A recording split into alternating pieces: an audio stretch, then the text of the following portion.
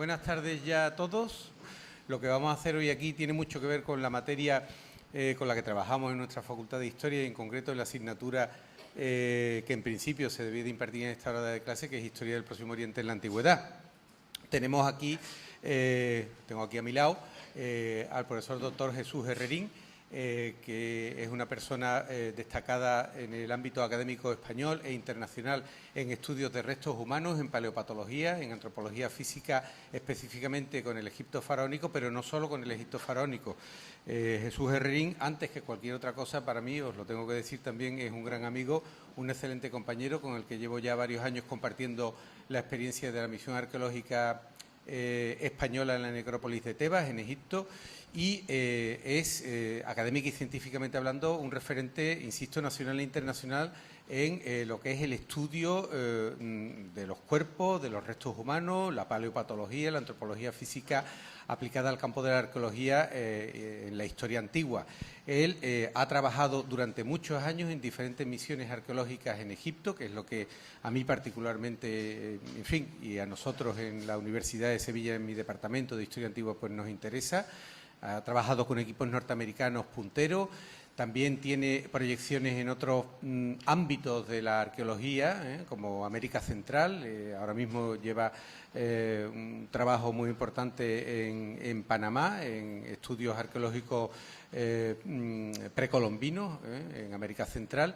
Y bueno, tampoco se trata de que yo os hable un poco de su currículum en detalle, simplemente pues comentaros a todos vosotros, a la inmensa mayoría de vosotros que sois alumnos de la facultad y muchos de vosotros de primero, que realmente es un privilegio el poder tener una persona como Jesús Herrerín, el doctor Herrerín, que imparte docencia normalmente en la Universidad Autónoma de Madrid, pero no solo allí, y que ha venido, pues, como digo yo siempre, lo bueno de tener amigos es que cuando le pides un favor te dicen que sí, hasta que la amistad se termina. Espero que dure muchos años, Jesús, y que tengamos ocasiones de verte aquí en muchísimas otras ocasiones.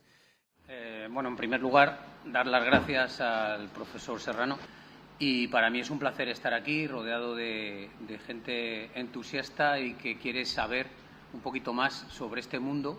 Es un mundo complicado, pero un mundo apasionante. Vamos a comenzar ya. Todo el mundo sabe dónde está Egipto. Egipto está en la zona noreste de África.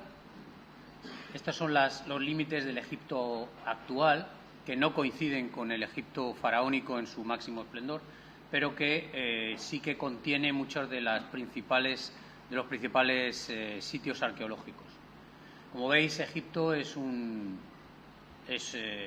desierto prácticamente total, salvo esta cicatriz que vemos aquí, que es el río Nilo, y que, bueno, es un verdadero milagro que exista en medio de toda esta sequedad. Esta es la parte de esta curva que veis aquí, es donde se encuentra Luxor, la antigua Tebas, capital del imperio durante mucho tiempo, del imperio egipcio, y que contiene, como ya os he dicho, la mayoría, o sea, una parte muy importante de los sitios arqueológicos donde se está trabajando actualmente, no solamente misiones españolas, sino misiones de todo el mundo. Aquí vemos el río, que sería esta franja de color oscuro que veis aquí. Los márgenes del río a ambos lados son las huertas que se riegan con canales que salen del río, y la ciudad de Luxor, que está, como veis, en la zona este del río, que es la zona de los vivos, la zona donde sale el sol, por lo tanto la zona de la vida, mientras que la zona oeste, que es donde se pone el sol, sería la zona de los muertos, donde se encuentran la mayoría de las tumbas que se investigan actualmente. Para centrarnos, pues aquí estaría el templo de Hatshepsut, que es uno de los más famosos, y el Valle de los Reyes, que también es muy famoso, estaría aquí. Nosotros trabajamos, el doctor Serrano y yo, en una necrópolis, o sea, en una tumba que está situada aquí, en esta zona que se llama Dra Abu el Naga. Estas son las 4 tumbas en las que yo he estado trabajando durante años, en varios proyectos. Empecé hace aproximadamente 11 años y, bueno, todavía mantenemos algunos de estos proyectos, otros se han cerrado ya, Voy a explicaros muy someramente en qué consisten los proyectos, cómo son las tumbas, porque eso da una idea también de la momificación en sí. O sea que tener en cuenta que la momificación era el eje en el que giraba prácticamente toda la vida egipcia, porque todo el mundo estaba deseando ser momificado y, por lo tanto, su vida tenía un fin, que era ese. Entonces, todos los esfuerzos, todo lo que vamos a ver, efectivamente, estaban dedicados a este último fin. Bueno, este es el río Nilo, otra vez.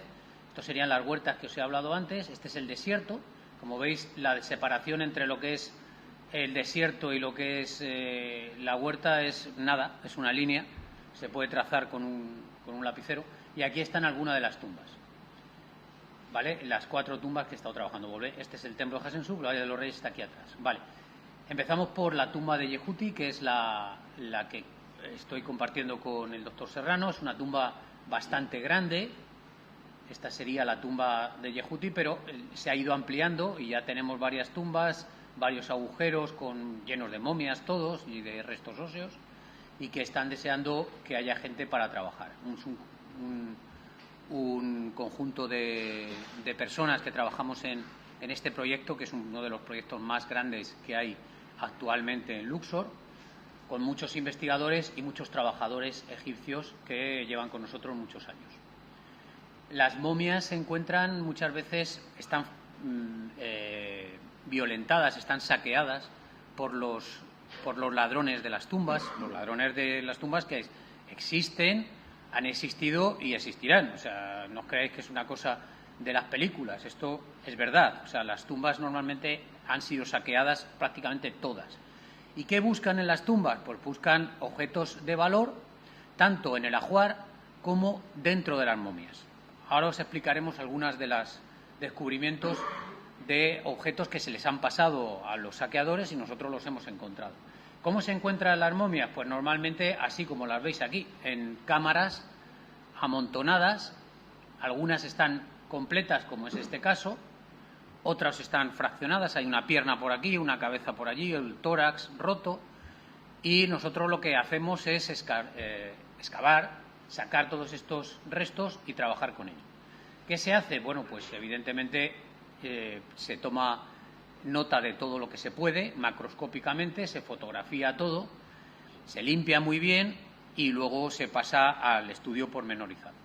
Otra tumba que estuve trabajando con un proyecto con la Universidad de Tübingen, en Alemania, y el Museo de Arqueología de Cataluña es la TT34. Es una tumba impresionante que tiene muchas cámaras, es una de las mayores tumbas de esta zona de necrópolis. Tiene este patio externo que es una maravilla. Este patio externo sería este de aquí, la entrada sería esta, una rampa donde bajarían el sarcófago. Todo esto sería lo que hemos visto antes, y todas estas cámaras son cámaras ocultas subterráneas. En total tenía 54 esta tumba. Y como anécdota, que bueno, rápidamente, pues en esta escalera pues había unos escalones que se movían, intentamos arreglarlos, parecía que estaban rotos y resulta que no es que estaban rotos, sino que había un pasadizo, como veis, de unos 15 metros de profundidad, en el cual se llegaba a una cámara donde estaba un sarcófago de diorita negro precioso. Un sarcófago, una maravilla, que estaba sin prácticamente tocar. Este sarcófago actualmente se está exhibiendo en una localidad cercana al Mar Rojo. Estas dos otras tumbas, bueno, esta es la tumba de Yehuti, donde ya os he explicado antes este macroproyecto español, y esta tumba, la TT16, es una tumba pequeñita que estoy trabajando con la Universidad de Memphis, de Tennessee, en Estados Unidos.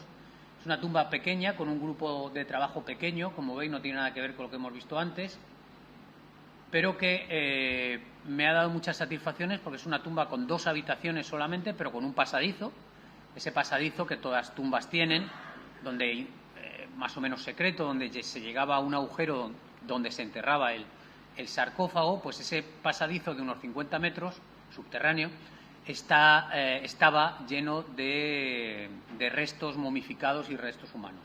Y casi todos estaban violentados. Pero bueno, me ha venido muy bien En un principio yo pensé, qué pena que no tengo momias enteras para trabajar con ellas, pero luego me di cuenta de que una momia fraccionada es mucho mejor para investigar, porque te permite mirar dentro sin necesidad de ningún abordaje mucho más caro. Y esta última, ya la TT-110, que es una tumba chiquitita, es esta tumba que hay aquí, y que tiene dos cámaras también pequeñas, un proyecto americano también, que me llamaron para trabajar en él, y bueno, también muchas satisfacciones ha dado ese proyecto. Bueno, aquí vemos parte del trabajo, que es extraer las momias. Esta es una momia de un niño, esta es una momia de una persona adulta. Se limpian bien, como habéis visto, están en salas donde están enterradas con mucha tierra y demás, y hay que quitarlo, hay que limpiarlas muy bien. Tenemos un compresor para eso. Se fotografía todo, claro, evidentemente. Esto es todo hay que hacerlo con las herramientas que tenemos allí. Esto es una cueva, entonces metemos allí, tenemos una especie de laboratorio fotográfico donde trabajar. Se filma casi todo para luego hacer reportajes y demás, que muchas veces los veis en televisión. A veces hay que bajar a sitios verdaderamente complicados para trabajar, pero lo que se intenta es establecer extraer la mayor cantidad de información posible. Como novedad, trabajamos con un aparato de rayos X, que es este que veis aquí, todo muy artesano, todo muy aprovechando la situación, lo que hay, y es un aparato portátil de uso veterinario que nosotros utilizamos para estudiar las momias, sobre todo las momias que están completas y que no se puede ver dentro sin desenvolverlas, cosa que está prohibido, y sin abrirlas, claro. Este aparato nos ha permitido hacer en total unas 5.000 radiografías, y hemos sacado cosas verdaderamente importantes. Aquí tenemos algunas de las momias preparadas para pasar a la sala de radiografía y para trabajar con ellas. Bueno, vamos a empezar. Ya sabéis cuál es el ambiente de trabajo, dónde se localizan las momias, dónde trabajamos. Todo muy, como diría yo, muy artesanal, porque allí en Luxor pues los medios son los que son y tampoco hay posibilidad de llevar medios demasiado modernos. Entonces, ya tenemos las momias. Ahora vamos a empezar a ver qué es una momia, por qué es tan importante y tan interesante trabajar con ellas, cuál es el sentido. Bueno, lo primero que hay que decir es que la momificación es un arte desarrollado a partir de más de 4.000 años. Por lo tanto, ha dado para mucho. Ha dado para modas, ha dado para cambios, ha dado para muchas cosas. A través de la momificación es verdad que se ganaron muchos conocimientos sobre anatomía, sobre química y muchas otras artes e industrias. Esta fotografía me gusta mucho porque habla de lo que era el proceso de momificación, en el cual hay una parte física y una parte espiritual, y no se pueden separar. Es imposible, no se puede estudiar la momificación separando lo espiritual, lo religioso, de lo físico. Por eso aquí están los embalsamadores, que están haciendo su trabajo con el muerto, con el cadáver, pero aquí tenemos al sacerdote con su piel de leopardo, leyendo y haciendo sus conjuros y demás a la vez. Todo esto tiene que ser estudiado conjuntamente, no se puede estudiar de manera separada. Bueno, la palabra momia hay que empezar diciendo que no se refiere solamente a los hombres. Hay momias de animales, por supuesto, por todos los lados. Nosotros en el proyecto Yehuti hemos sacado momias de halcones, miles. Cuando digo miles, son miles. Momias de otros, de carneros. Hay algunas momias que son espectaculares. Fijaros en este perro, parece que va a salir ladrando. Cocodrilos, monos, halcones, ya digo, ibis, peces. Estos son momias del proyecto Yehuti. Esto es una musaraña que está momificada, esta es otra, y estos son serpientes. Hay de todo lo que podéis imaginaros y más. Los paquetitos estos son chiquititos, muy bien hechos, con su lino, bien atados, preciosos, y hemos encontrado cientos. y estamos trabajando en ellos también. Vamos, no nosotros, esto requiere un especialista que en fin, ya sabéis que los animales, muchos de ellos sirven para datar y para tener idea de lo que es el clima que hubo en aquel entonces, ¿no? Entonces estamos en ello también. Bueno, ya digo que 4.000 años da para mucho y según historiadores dicen que aproximadamente los cuerpos momificados podrían haber sido 500 millones durante todo ese periodo. Por lo tanto, trabajo hay para toda esta aula magna y más si queremos trabajar allí, que hay bastante. Bueno, la primera pregunta que nos sale adelante es el porqué de la momificación. Eso está claro. Lo primero que tiene que preguntarse cualquier científico es por qué pasan las cosas, por qué se momificaban, por qué ese esfuerzo tan enorme, ese gasto tan impresionante que era transversal, iba desde el faraón hasta el último individuo de los que vivían en esa época. ¿Por qué? Bueno, la verdad es que hay que buscar una razón religiosa, ¿no? Para los egipcios la muerte no era el final de la vida, evidentemente, sino que era el paso para ir a renacer en otra vida y tener una vida de bienaventuranza eterna. Pero para eso, y esto es importante, tenían que tener, entre otras cosas, el cuerpo intacto, y eso es por lo que la momificación adquirió esos datos de evolución. Momificación la hay en muchos sitios en el mundo, no solamente en el antiguo egipcio. No, hay modificaciones en Sudamérica, la hay en Asia, la ha habido en muchos sitios. Pero realmente con la fineza, con el desarrollo y la evolución que tuvo la modificación egipcia, no. Ahora vamos a ir paso a paso bien. Fijaros que para nosotros, ayer lo decía en una conferencia el doctor Serrano, que estamos educados en una tradición judío-cristiana, la separación del cuerpo y el alma, todo el mundo lo tiene más o menos claro lo que significa.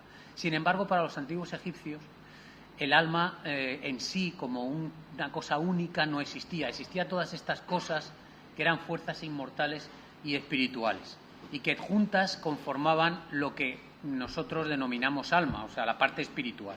Y ellos separaban todas estas cosas. Muchas de ellas no se sabe exactamente a qué se referían, pero yo las he traído aquí y voy a hablar un poquito de cada cosa, aunque no es lo que yo soy experto, pero rapidísimamente para verlo. Fijaros que estas son los diferentes, el Ba, el Ka, el Aj, el Saf, el nombre, el corazón y el Sehem. Vamos a hablar muy rápidamente de esto. Y la función del Ba. El Ba era este pajarito que veis aquí, que normalmente tiene la cabeza del difunto, y que lo que hace que vuela al reino de los dioses y vuelve a la noche a la tumba y se tiene que encontrar el cuerpo del individuo. Por eso mantener el cuerpo es tan importante. Si el Ba vuelve y no está el cuerpo, ya no hay posibilidad. Por lo tanto, bueno, estos son representaciones del Ba. Como veis, el cuerpo de ave, cabeza del propio difunto, o esta otra en la tumba de Mereptah, que es una tumba preciosa.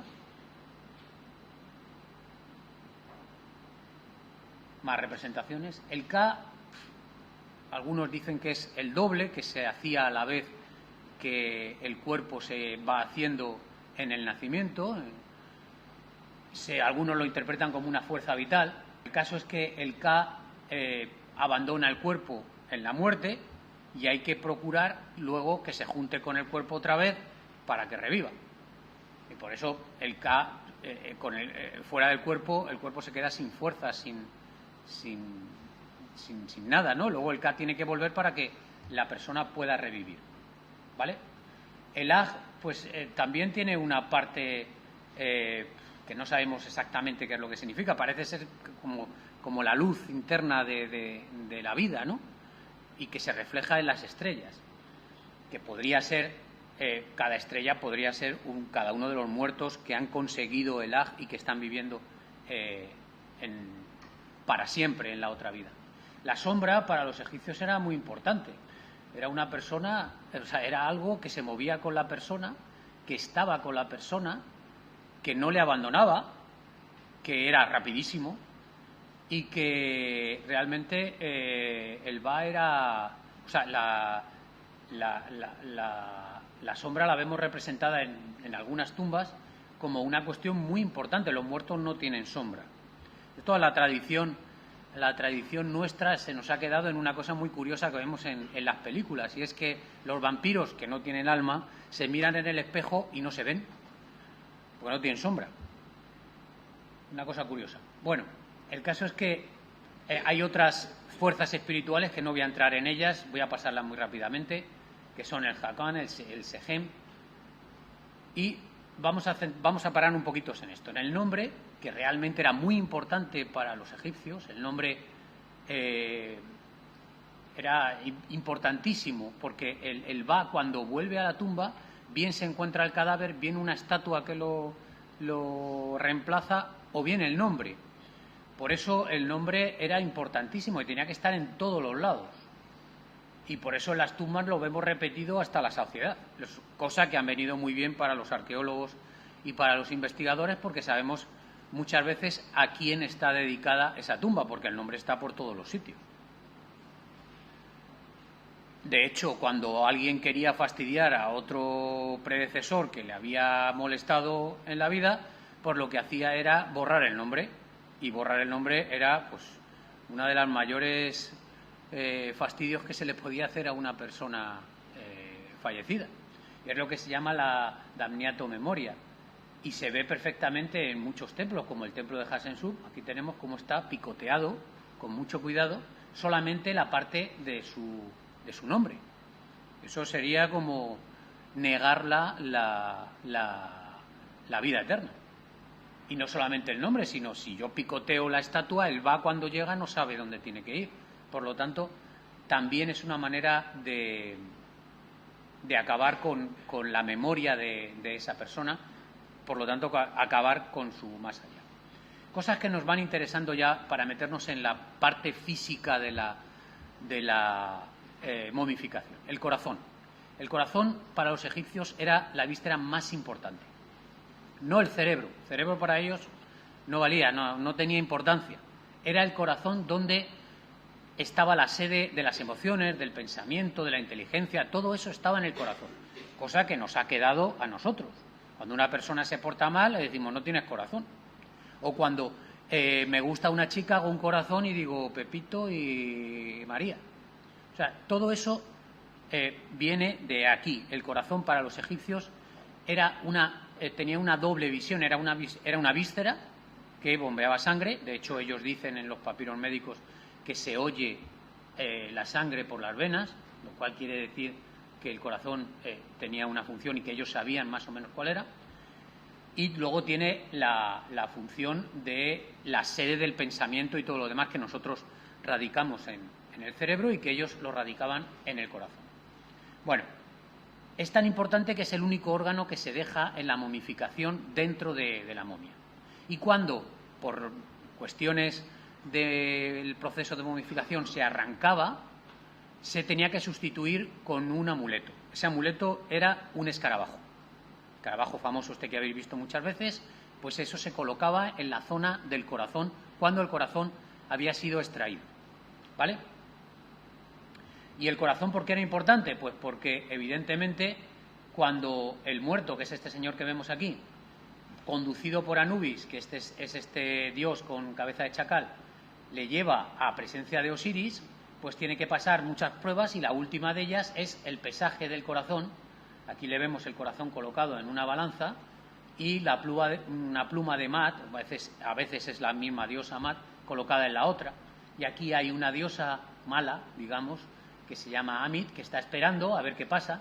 Y si el corazón, por sus malas artes y sus malos pensamientos, sus malas acciones, es pesado, pesará más que la pluma y entonces esa persona no merece pasar a ver a Osiris. Y Amit se va a comer el corazón. Comer el corazón significa que ya no puede pasar de esa prueba, la ha fallado y el más allá está prohibido para él.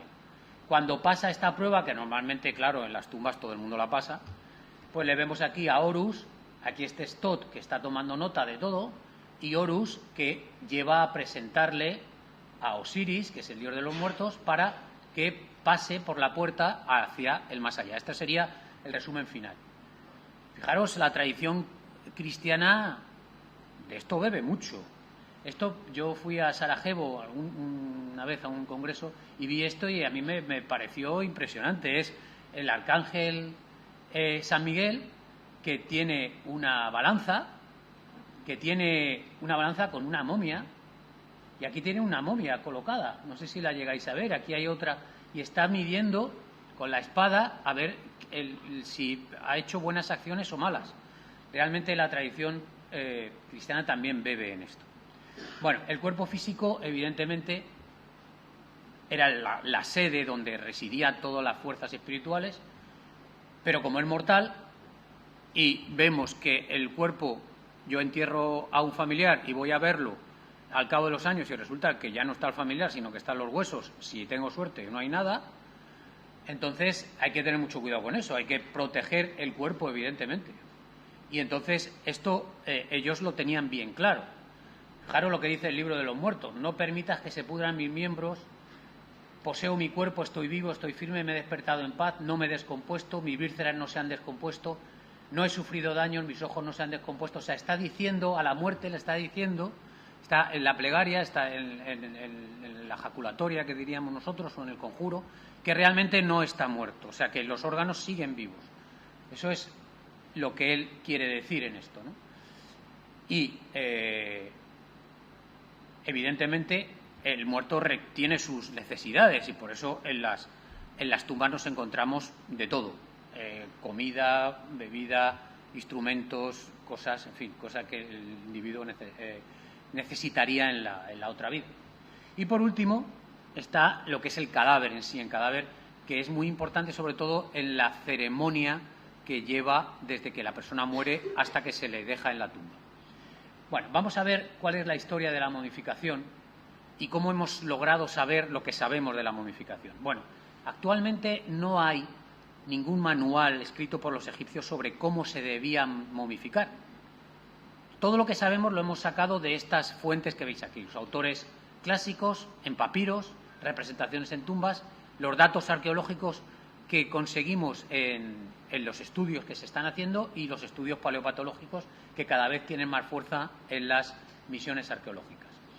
En los autores clásicos hay que nombrar a Heródoto, por supuesto, que en uno de sus 9 libros de historias ese libro está dedicado al Antiguo Egipto. Y hay que decir que Heródoto visitó Egipto, estuvo un tiempo, no mucho tiempo, y todo lo que nos cuenta es verosímil, aunque no podemos decir que sea de primera mano. Él seguramente recogería lo que los sacerdotes le iban diciendo y demás, aunque es una crónica que se utiliza muchísimo y que nosotros también utilizamos en la momificación, porque él habla de la momificación. El otro cronista que nos interesa es Diodoro de Sicilia, que también visitó Egipto y también tiene un capítulo dedicado a la momificación. Los dos cronistas coinciden en que había 3 tipos de momificación. 3 tipos de momificación dependiendo del poder adquisitivo de las personas, del estatus social. Y cuando, igual que ahora se hace con los muestrarios, pues se les enseñaba en réplicas de madera a los familiares cuál de ellos podía tener. Estos se han encontrado luego.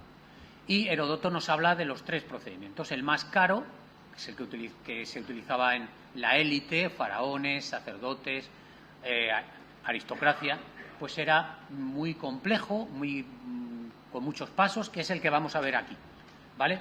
No voy a parar a leer esto porque luego lo vamos a ver paso a paso, ¿vale? Bueno, y había un procedimiento intermedio en el cual los cuidados eran menores. Por ejemplo, no se hacía una incisión para extraer las vísceras, sino que directamente a través del recto se introducía una resina caliente muy potente que diluía todas las vísceras. Era mucho más barato. Y luego el procedimiento más barato, el usado por los más pobres, pues se lavaba el vientre, se le dejaba secar y ya está. Eso era lo que hacían, ¿vale? Bueno, Diodoro de Sicilia nos habla igual de esto, ¿vale? No voy a pararme en esto porque luego lo vamos a ver en fotografías. ¿Hay papiros que hablan de la momificación? Sí, hay papiros que detallan cómo se tiene que vendar una momia, cosa que parece fácil, pero no es sencillo, es una actividad muy compleja y muy ritual. Hay otros papiros que nos hablan también de los ungüentos que llevaban. Muchas veces no sabemos porque son palabras que no tienen una traducción literal. Bueno, hay bastantes papiros que nos hablan, bueno, algunos papiros que nos hablan de esto, sobre todo de las partes de untar con resinas, con inciensos para evitar el olor del cadáver y demás. Hay imágenes, por supuesto, imágenes en todos los sitios, imágenes que nos hablan de la tienda de la purificación, que es donde se realizaba la momificación. La última actuación, el último paso de la momificación, que era este rito, el cual el doctor Serrano es especialista, yo no, que habla de la apertura de la boca que finalizaba todo el resto, ¿vale?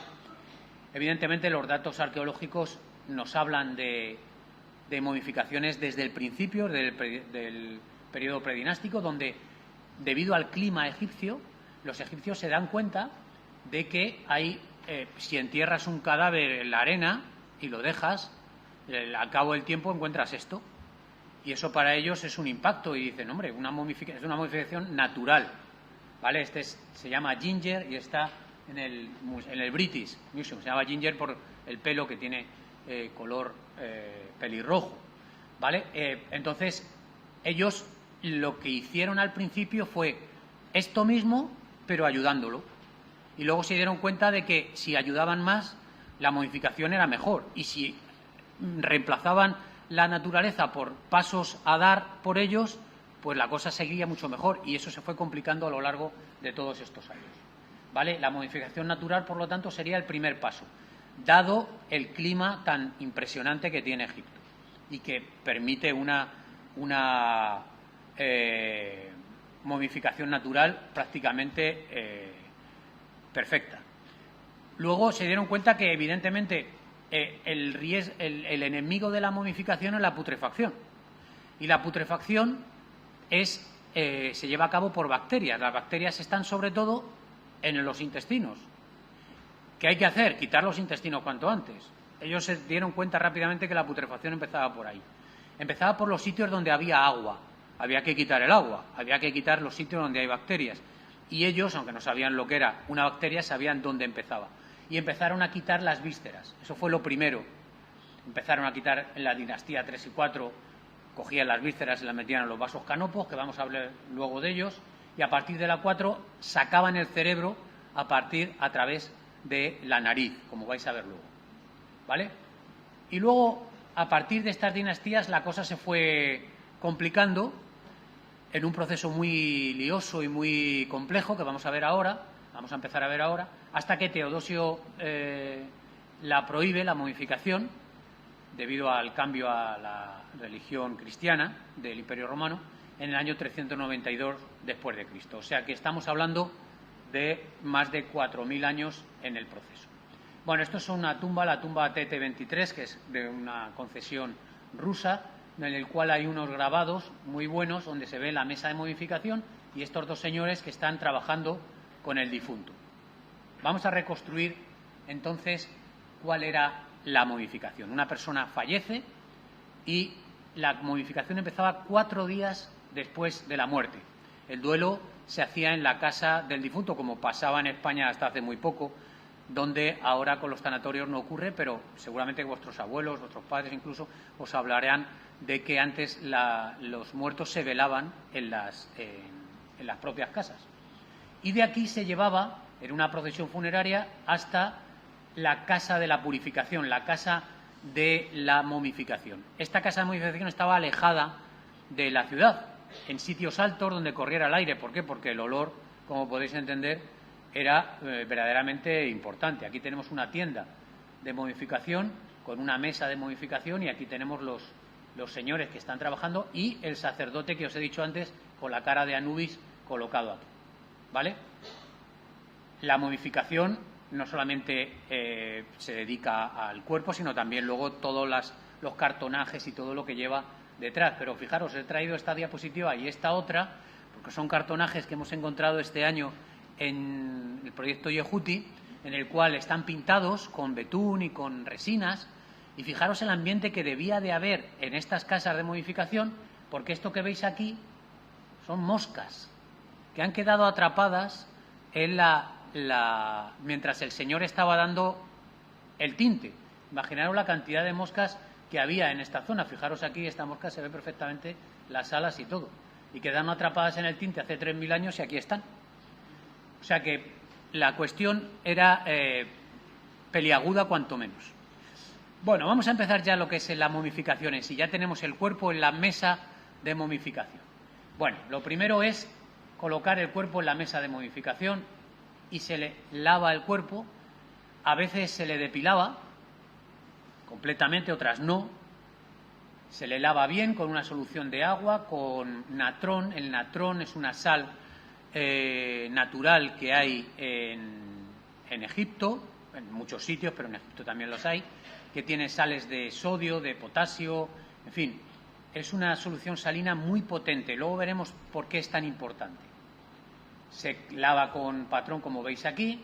Las mesas de momificación tenían este agujero para que todos los líquidos fueran rebosando y se recogían en unas tinajas que se usaban luego. Una vez que ya lo tengo lavado, el siguiente paso es la extracción del cerebro. Ya digo que la momificación es una carrera contra la putrefacción. Y la putrefacción la llevan a cabo las bacterias. Y las bacterias viven si tienen agua.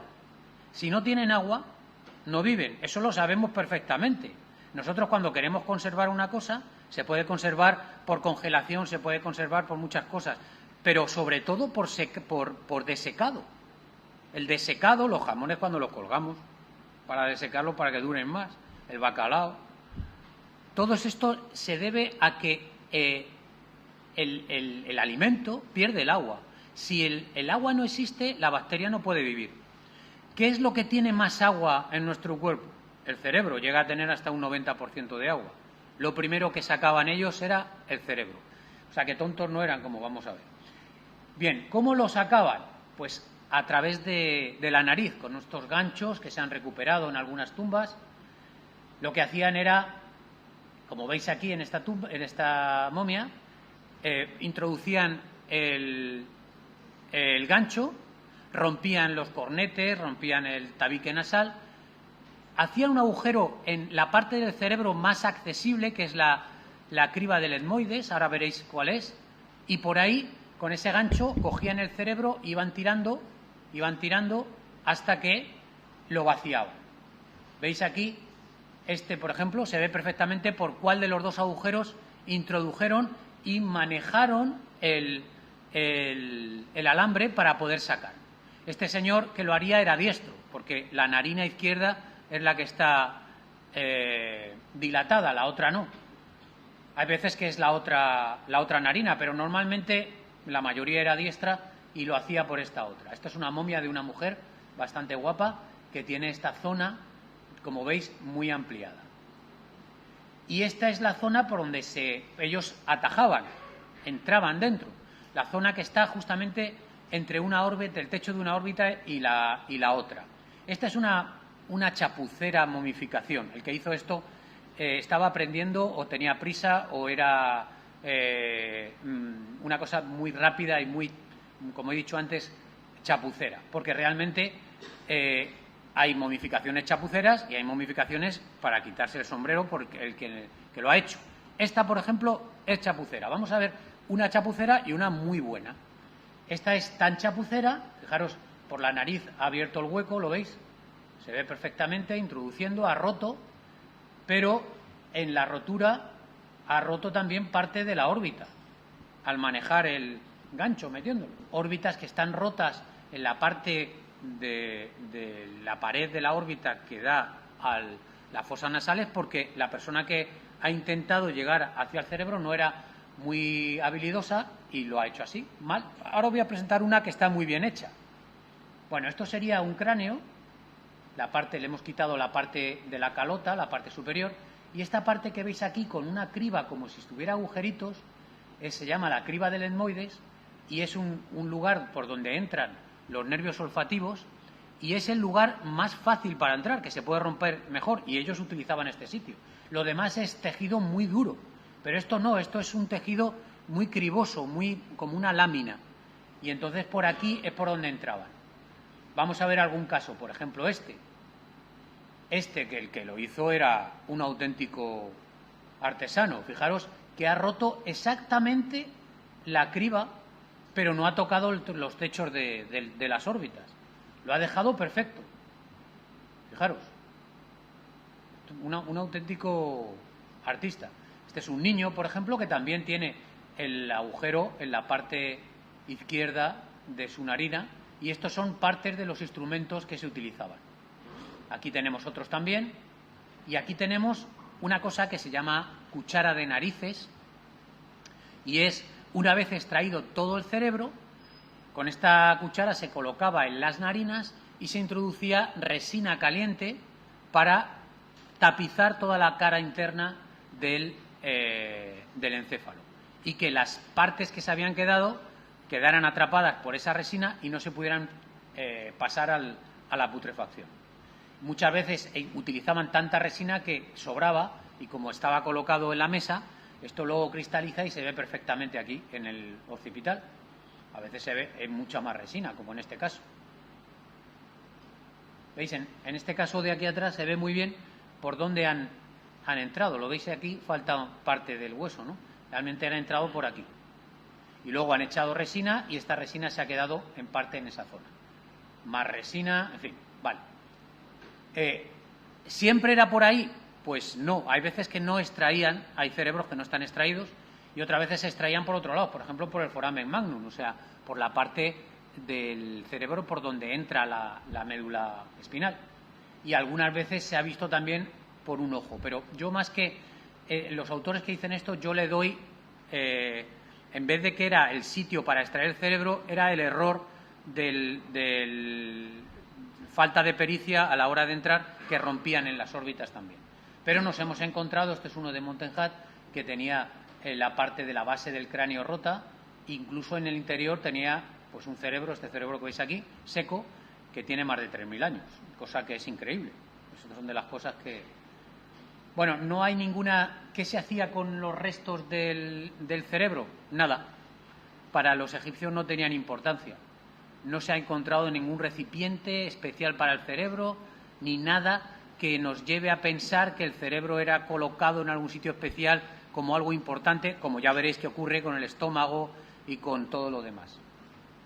Así que no se guardaba, y el cerebro sí que sabemos que los egipcios sabían que el cerebro valía, por ejemplo, para coordinar, y que una lesión en el cerebro podía producir una paraplegia. Eso sí lo sabían, pero no le daban la importancia de una víscera necesaria para la otra vida, como si era el corazón, los pulmones y todo lo demás.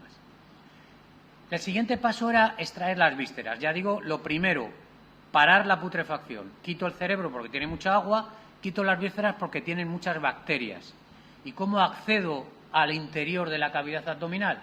Pues se hace un corte con un cuchillo muy afilado, un corte en el abdomen en forma de media luna, en el cual los embalsamadores meten la mano y extraen las vísceras. Y esas vísceras lo que hacen luego es secarlas y meterlas en los vasos canopos, como vais a ver luego. O sea que se hace un corte y se mete la mano, se sacan las vísceras. Esto no estaba bien visto. Perdonad que me diga esto, ¿no? O sea, los embalsamadores, cuando hacían el que hacía esta maniobra tenía que salir corriendo luego, era un paripé, digámoslo así, ¿no? Pero era como si hubiera violentado el cuerpo. O sea, el cuerpo es lo más importante. Entonces, había que cuidarlo. Y este señor lo que está haciendo es meter la mano para sacar. Entonces, en las crónicas de Diodoro de Sicilia habla que el que hace esta maniobra luego tenía que salir porque los demás le iban persiguiendo. Normalmente era una cuestión ritual, pero habla de la importancia que para ellos tiene conservar el cuerpo lo más en su nivel posible. Los riñones se podían sacar o no. Muchas veces, mucha gente dice que para los egipcios eran importantes y tal. Yo creo que abordar los riñones es difícil y muchas veces quedan atrapados en musculatura y en demás. Entonces es más complicado para los embalsamadores atajarlos y muchas veces yo creo que se quedaban por eso, no por ninguna razón ritual. Pero bueno, es una opinión. El corte, como veis aquí, era en la parte izquierda. Esto lo han hecho los saqueadores para romper y para sacar lo que hay dentro. Pero fijaros que dentro ya no queda nada. Realmente aquí ya veréis que los sacadores habrán sacado lo que sea, se rellenaba con otras cosas que vamos a ver luego. Pero el corte está bien dado aquí en esta zona. A veces el corte se daba en la zona abdominal completamente y otras veces, como en esta, se ve perfectamente el corte lleno de vendas y fijaros que se ve muy bien la forma de media luna y los márgenes que son redondeados, son suaves, no tiene nada que ver con esto. Esto es producto de los saqueadores, han roto para meter la mano dentro y sacar las cosas. Pero esto de aquí no, esto es para meter la mano y sacar las vísceras que estaban dentro del cuerpo y que había que sacar para evitar la putrefacción. Se extraen las vísceras. Fijaros esto que pone aquí, un texto de Porfirio que dice que las tripas se ofrecían a los dioses, pero si durante mi vida he pecado de manera ilícita con la comida y la bebida, la falta no fue mía, sino de los mismos, o sea, de las vísceras. Una manera de escurrir el bulto que ya se hacía en el antiguo Egipto, como veis. Bueno, el diafragma se cortaba. El diafragma es un músculo que separa el tórax del abdomen, se corta para sacar los pulmones. Y el corazón y la aorta se dejaban normalmente en el lugar. Aquí vemos un corazón perfectamente conservado, que está en su sitio, está in situ y que se ha momificado con todas las demás cosas y se ha conservado de una manera maravillosa. Vamos, no he visto otro corazón como este. Normalmente suelen estar arrugados. Esto es una aorta. Esto es la columna vertebral y este es el callado de la aorta y que baja para acá. Y esta aorta está muy bien conservada, conserva hasta las 4 túnicas. Bueno, se extraían las vísceras, el corazón se dejaba, como hemos dicho antes. Si era una momificación cara, se hacía esto. Si era barata, a través del ano se introducía la resina caliente, diluía todo y se extraía poco a poco, ¿vale? Los ojos, que también tienen mucha agua, también eran objeto de extracción. A veces se extraían, a veces no. En las momificaciones caras sí se extraían y se rellenan o bien con lino, como en este caso. Fijaros que tiene la forma de la órbita. Se colocaban algunas prótesis o algunas para ojos falsos para colocar. A veces estos ojos falsos solo era la parte de la pupila, que solía ser de piedra. Aquí lo vemos. Y aquí, por ejemplo, una que hemos encontrado, una cabeza de Yehuti de este año, que se ve el ojo perfectamente. Esta es una radiografía y el ojo con la piedra y la pupila hecha en otro color en la piedra, maravilloso. Como veis, se ha conservado el párpado, en fin, una auténtica maravilla. Bueno, se esterilizaban las cavidades, se esterilizaban las vísceras, se embalsamaban las vísceras, o sea, las vísceras se secaban, se lavaban, se deshidrataban con el natrón, que vamos a verlo luego, y una vez que ya estaban así, se untaban con aceite perfumado para evitar los olores, se trataban con mucha resina y se introducían en los vasos canopos. Los vasos canopos, o sea, se hacía un paquete con cada víscera y se introducía cada una en los vasos canopos. Cada vaso canopo, como veis, tiene cuatro cabezas diferentes. Ahora explicaremos cómo. Aquí veis la apertura, cómo sacan. Aquí lo están introduciendo directamente en los vasos canopos, pero esto no es verdad, porque tenía un proceso de desecado y de envoltura posterior que duraba un tiempo, Aquí tenemos los vasos canopos, que tienen cabeza humana, de mono, de orus y de chacal. Cada uno tiene un nombre diferente y en cada uno se introducía el hígado, los pulmones, los intestinos o el estómago de los 4 hijos de Horus, y cada uno llevaba puesto, inscrito, diciendo que, bueno, pues, esta deidad estaba para proteger esa víscera. Voy a pasar rápidamente porque en casi todas dicen lo mismo, con diferentes fórmulas. Esto que veis aquí es esto que sale aquí, pero de lo que se trata es de que se han conservado las vísceras. ¿Para qué? Para que el muerto en la otra vida las pueda utilizar y pueda seguir teniendo una vida bienaventurada y completa. Bueno, a partir de la dinastía 21, esto es interesante, se hacían 4 paquetes y se volvían a introducir dentro. Ahora vais a ver algunos casos, ¿vale? Bueno, el hueco que se quedaba dentro del cuerpo, ¿qué se hacía con él? Pues se metía un material, normalmente hecho de lino, para que impregnara todo y para que lo secara. Era un material desechable. Luego había que quitar ese y meter el material definitivo. Estos paquetes de lino que estaban untados con natrón, por una cuestión que vamos a ver luego, pues desecaban, extraían el agua, se empapaban ellos, pero sacaban el agua del cuerpo y hacían que el cuerpo fuera perdiendo cada vez más agua, que es de lo que se trata, para que las bacterias no puedan vivir y no pueda haber putrefacción, y el hueco quedaba absolutamente seco.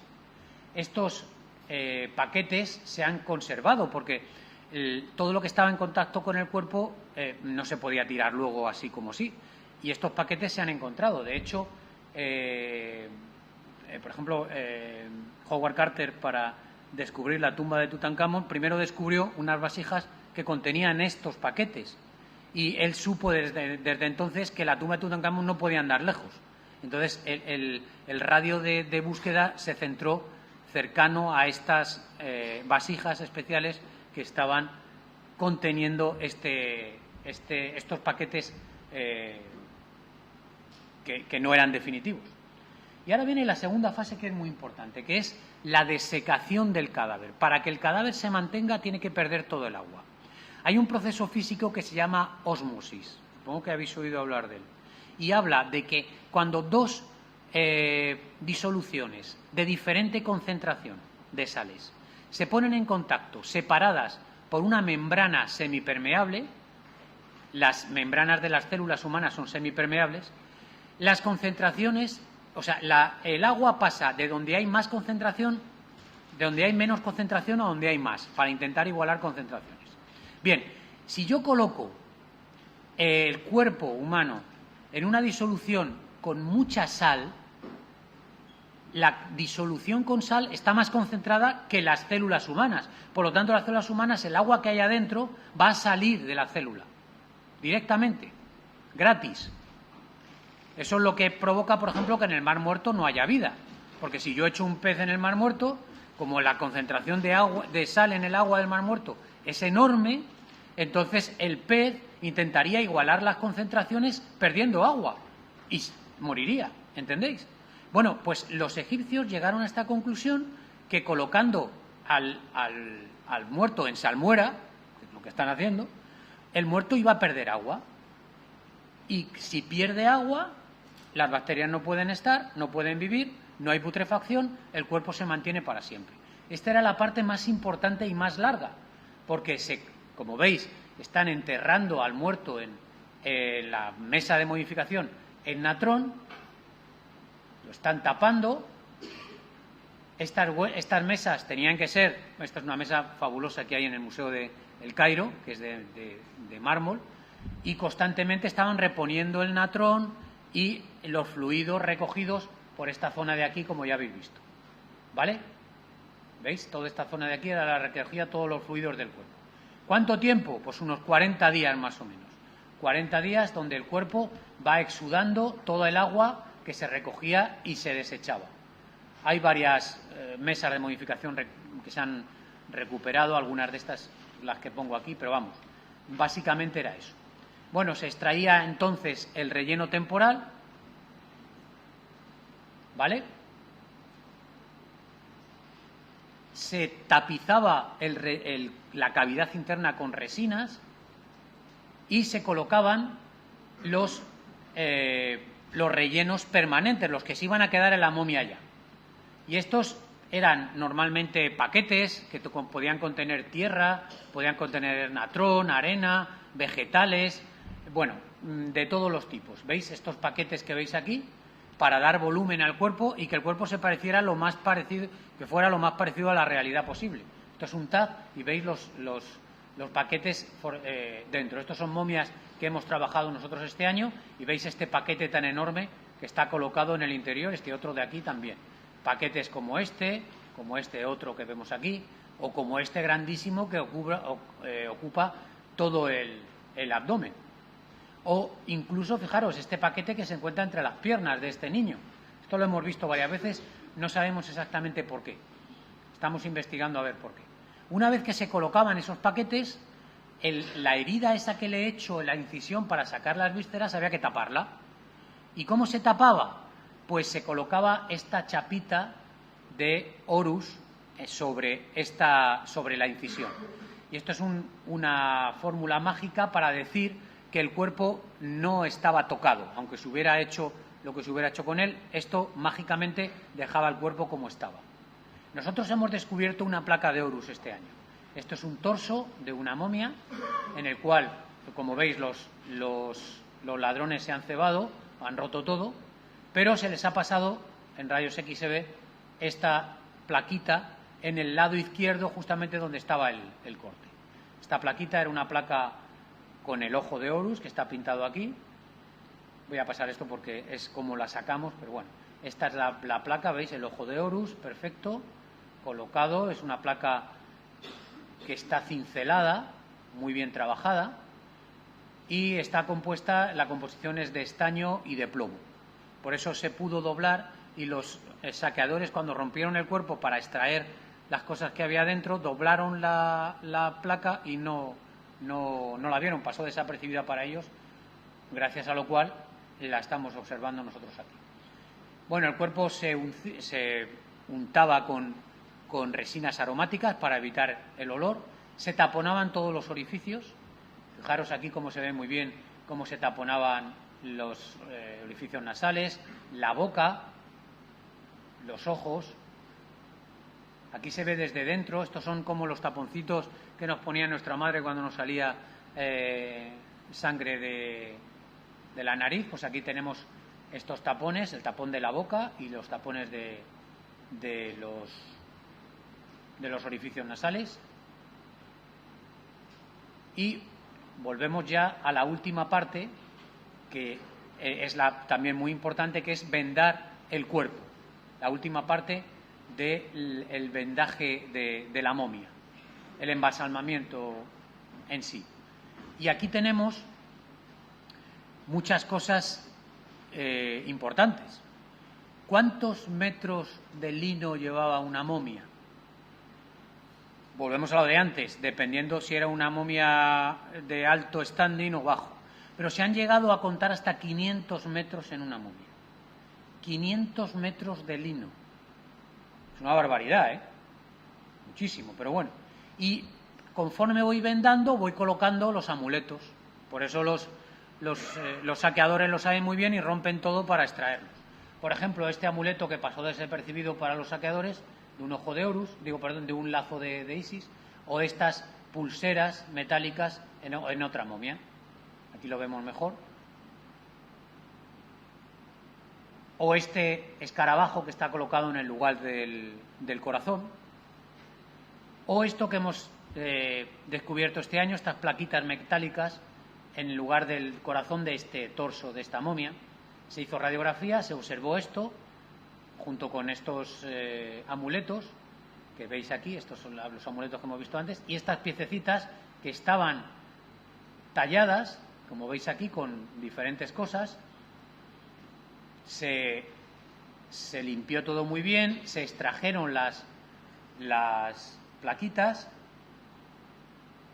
y se limpiaron todos, y al final resultaba que eran de cobre con una lámina de oro y estaban talladas de esta manera que veis, con diferentes amuletos para que el difunto pueda llegar hasta Osiris y pueda tener una vida eterna. Estos como estaban y estos como lo habéis visto, como quedaron después de la limpieza, ¿vale? Y efectivamente tenían cobre, plata y oro. El cobre, la plata y el oro, sobre todo la plata, era un metal muy raro en Egipto, por lo tanto estamos hablando de un alto standing en este individuo que tenía estas plaquitas. Y esta plata seguramente estamos pensando que podría proceder de la península ibérica. No lo sabemos muy bien. Otras veces los adornos eran tipo collares o pulseras como este tipo, que son hechas con fayenza, con cerámica, que las hay, que las tienen, por ejemplo, estos niños pues tienen en los pies, en las manos, en el cuello. Y ya llega la última parte, que es el embalsamamiento. El embalsamamiento era una labor increíble, porque había que ir paso a paso.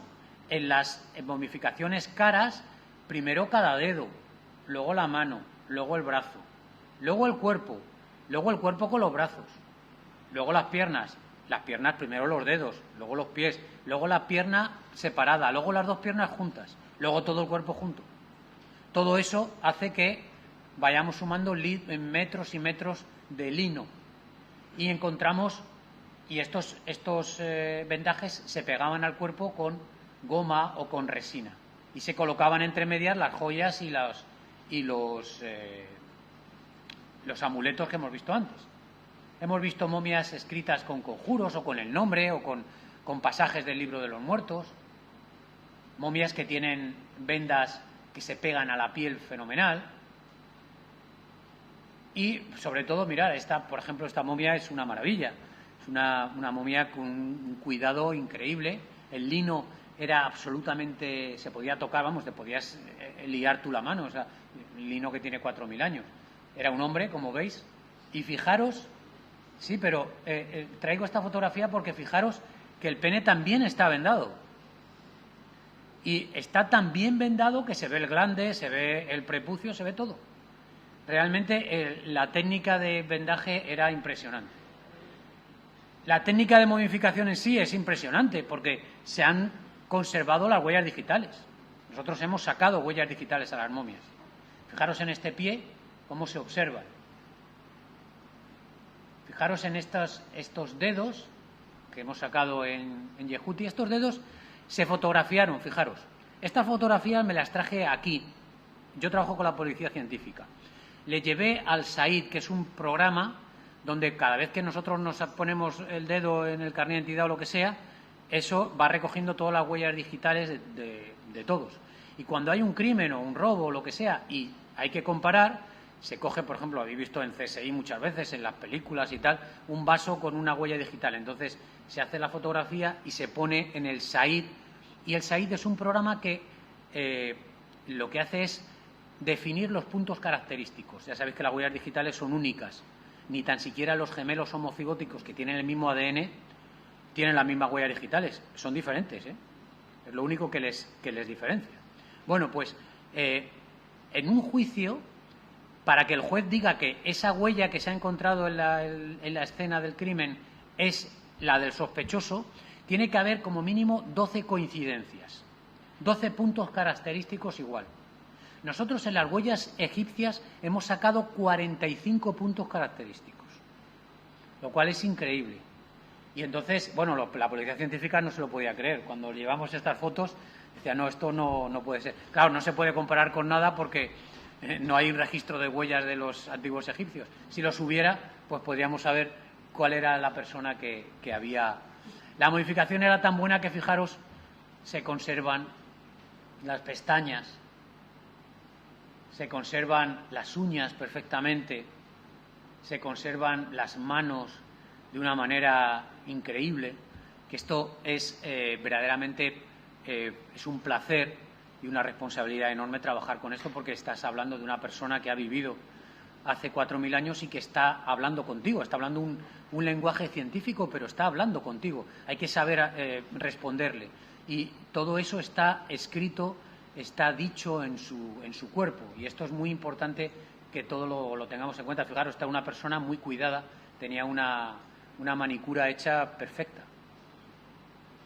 Bueno, a veces se doraban estas momias, sobre todo en la época romana.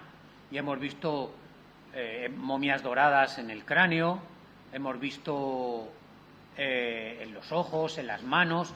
Hemos sacado un pene dorado este año en Yehuti, un pene suelto, dorado, que bueno, indica también un alto estatus social. No creéis que esto era gratis, ¿eh? Esta es la princesa azul que la llamábamos en Montenhat, que es una mujer con unas facciones verdaderamente guapa, que es la que hemos visto antes, que tenía la nariz muy extendida. A veces se le ponía pulseras de este tipo, vegetales o collares, como en este caso. Y el último paso era meter la momia ya en los sarcófagos. Primero los cartonajes y luego sarcófagos de madera, uno dentro de otro, hasta llegar al sarcófago final. Los sarcófagos, evidentemente, iban ganando en tamaño para que pudieran meterse uno dentro de otro. Y se han conservado, hay muchos sarcófagos conservados. Vais al British, hay un montón de ellos, en el Louvre también, en el Museo Arqueológico Nacional hay alguno también. Y estos son los cartonajes con los cuales se tapaba la momia antes de meterla en los diferentes sarcófagos. Los sarcófagos, al final, hombre, si eres Tutankamón, pues te pones una máscara de oro y el primer sarcófago es de oro, en fin.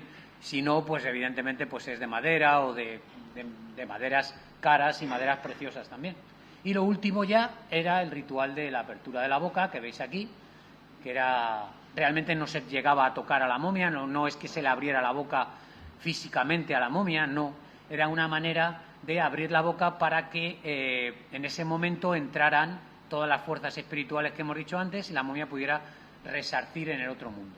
Y la momia y el Ba pudiera entrar y pudiera salir también del cuerpo. Y fijaros la tradición también nuestra, como aquí es San Francisco de Asís, en un convento en Salvador de Bahía, en unos azulejos, está expirando, rodeado de los ángeles, custodios y demás, y de frailes, y en el momento en que expira sale su alma. ¿Por dónde sale? Por la boca. Realmente estamos otra vez hablando del sincretismo religioso y de las cosas que hemos heredado del antiguo Egipto, que son muchas. Bueno, aquí tenemos a Howard Carter y la momia de Tutankamón. Y con esto terminaría la momificación. Lo que pasa es que voy a explicaros una cosita más, voy a ser un poquito pesado ya, 5 minutos más, diciendo algunas cosas que hemos descubierto nosotros que son novedosas. Y es esto que hemos llamado cosmética para la otra vida.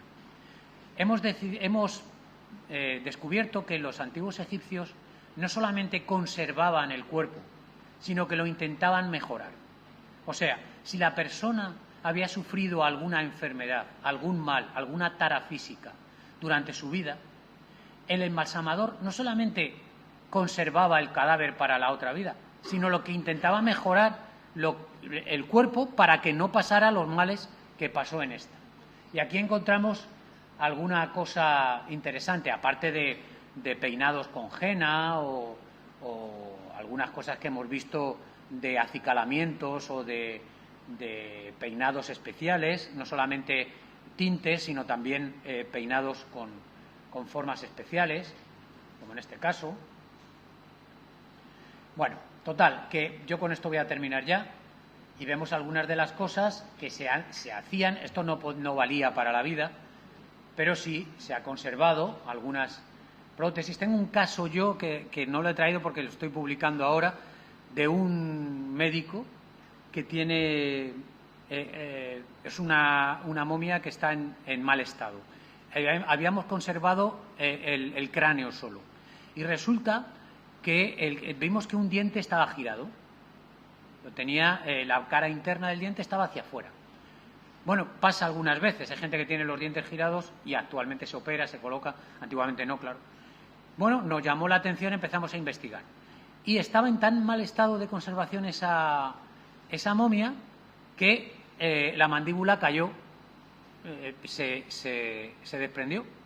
Y cuando se desprendió esa mandíbula, vimos que la mandíbula no tenía dientes, pero la momia tenía dientes. Le habían colocado dientes que no eran suyos. Estamos publicándolo ahora en el ARCE, a ver si nos lo admiten. Entonces, es increíble. Evidentemente, eso no era para la vida del individuo, con esto no se puede masticar, pero sí para la vida siguiente. O sea, si has pasado malo porque tu boca te ha dado muchos problemas, no te preocupes que yo te voy a poner dientes para que en la otra vida no te pase esto. Hay cosas espectaculares como esta prótesis de un dedo. Esto no es mío, esto es de una expedición alemana, que se ha comprobado que no valía para andar, pero que se le colocó a la momia. ¿Con qué sentido? Pues evidentemente para que anduviera en la vida siguiente. Este es un caso muy, muy espectacular porque se ve que la momia ha perdido el dedo. Podría ser, por ejemplo, por una amputación, por una diabetes, que es muy típica en las personas mayores, ¿no? Y luego se le colocó esta prótesis. También hemos visto cómo colocan las vendas para que la momia tenga un aspecto saludable, que se queda muy sin agua, quedan mal, pues hay que poner ahí cosas para evitar que el aspecto sea malo, como en este caso. Este caso es espectacular, es una momia en la cual se le ha quitado la cabeza, ya veremos por qué, y se le ha colocado un palo, metiendo por el foramen magnum, por el agujero por donde pasa la médula espinal, se ha metido el palo para unirla luego otra vez con el cuerpo. Fijaros, aquí se ve muy bien el palo colocado. Esto pesaba un montón, porque este palo, que era un palo pequeño, estaba luego enrollado en vendas llenas de resina. Y este caso lo vimos en una tumba en Montenhat, vimos estas 4, no sabíamos por qué. Dijimos, qué cosa más rara, tiene un palo metido por el canal medular. ¿Y esto por qué? ¿Para qué? Lo dimos como que una curiosidad que no sabíamos qué era. Pero luego en la tumba TT16 vimos esto, que era una columna vertebral que tenía un palo metido todo por dentro para ponerla recta. Y dijimos, ¿por qué pasa esto? Vamos a buscar el porqué. Y el porqué era porque este señor tenía una artrosis tremenda, que había hecho puentes óseos y seguramente tendría alguna joroba o algo así, dolores importantes, y los embalsamadores dijeron, no te preocupes, que cuando te mueras te vamos a estirar. Rompieron la columna, rompieron los puentes óseos, le quitaron la cabeza, pasaron el palo, le pusieron la cabeza otra vez y ya lo tenemos listo para la otra vida, para andar y para tener una vida completamente sana y sin dolores en el más allá. Y con este termino, que es un caso que a mí me parece espectacular, son 2 pelvis de una mujer joven, una mujer de unos 20 años, que las encontramos así y estaban atadas por dentro. Una sutura interna, la primera sutura interna de la cual se tiene noticia en los procesos de momificación. Evidentemente, lo que se trataba con esto, el porqué, está claro, es volver a colocar las sínfisis en su sitio. ¿Y por qué pensamos que ha pasado esto? Nuestra reconstrucción de los hechos es, esta mujer es una mujer joven que quedó embarazada, que murió en el parto, seguramente por una mala posición en el feto, y que los embalsamadores, el feto se quedaría encajado, rompieron los ligamentos que unen las sínfisis para abrir el canal del parto y poder extraer el feto, y luego volvieron a colocar cada cosa en su sitio atando las sínfisis en su lado. ¿Por qué? Pues evidentemente para que en la otra vida esa mujer pudiera tener hijos. Porque el ser madre, ser la dueña de la casa, la madre de los niños, era uno de los papeles fundamentales en la vida de una mujer egipcia. Actualmente esta operación se llama sinfisiotomía y se hace en los países del tercer mundo que no tienen posibilidad de hacer cesáreas. Y lo que se hace es un abordaje desde el exterior. El de la momia no era desde el exterior, era desde el interior. Una vez que se está limpiando las vísceras, se ata eso, ¿verdad? Vale, lo que se hace en el tercer mundo ahora, cuando no hay posibilidad de hacer una cesárea, es una sinfisiotomía, que es con un bisturí cortar los ligamentos de la sínfisis púbica. Con eso se consigue abrir el canal del parto un poco y se facilita la salida del feto por vía natural. Muchas mujeres musulmanas lo piden porque no quieren parir a sus hijos si no es por la vía natural. Y el problema de esto es que deja muchas secuelas. Por ejemplo, estos casos son casos reales, africanos, en los cuales, veis, las sínfisis no se quedan unidas luego y producen inestabilidad, en el mejor de los casos, muchas veces paraplegia, incontinencia, y estas mujeres que lo han hecho para agradar a su marido encima y tener el hijo de una manera natural y que, en fin, cumplir con los preceptos, resulta que el marido luego lo que hace es repudiarla porque tiene incontinencia urinaria, tiene sangrados, no puede lavar, no puede cocinar porque no puede andar. Es un verdadero desastre. Ya no se suele hacer, menos mal. Bueno, y ya termino, ahora ya sí. Me pasa un poco mostrando alguna imagen de Luxor, cuando terminamos el trabajo y nos vamos a tomar una cervecita en Luxor. Y aquí tenemos el río Nilo y hablando siempre de lo mismo, de tumbas, de momias, de secretos, de demás. Y yo siempre termino estas charlas cuando hay estudiantes que tienen interés, como veo aquí que es el caso, diciéndole a las momias que no se confíen, que siempre donde haya un estudiante con inquietudes siempre habrá un misterio que investigar. Y por mi parte nada más, muchas gracias y si tenéis alguna duda...